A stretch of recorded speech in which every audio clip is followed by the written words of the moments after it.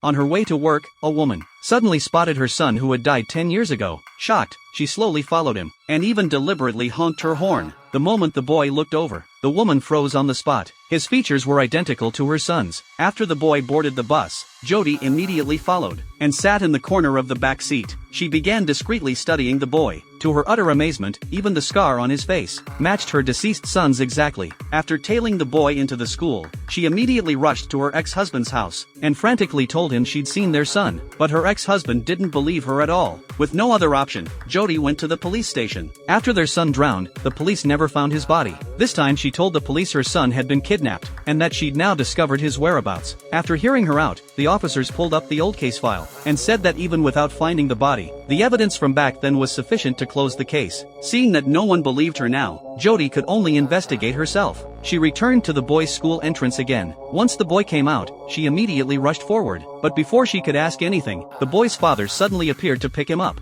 Jody didn't make a scene. Instead, she followed them all the way to an estate. She took a photo of the address on her phone, and began investigating on her own. Jody dug out an old photo of herself with her son, cut off her long hair, and transformed herself back to how she looked in the picture. Before long, she learned that the boys' school was hiring teachers. This was the perfect opportunity to get close to him, so she immediately submitted her application. Fortunately, Jody's specialty was teaching music. It wasn't long before she was successfully hired, and became the boy's music teacher. She quickly learned the boy had lost his mother at a young age, and had been living alone with his father ever since. One day, Jody was suddenly stopped by a man, none other than the boy's father. He said his son had been mentioning Jody frequently lately. Collecting herself, Jody praised the boy's musical talent, and offered to be his private tutor. But the boy's father sensed something was off, and declined her request. But Jody didn't give up. That evening, she went straight to the boy's home. Without waiting for objections, she pushed the door open and walked in. While the man was preparing drinks, Jody noticed there were no photos of the boy at age 4. She then learned from the boy himself that they moved constantly.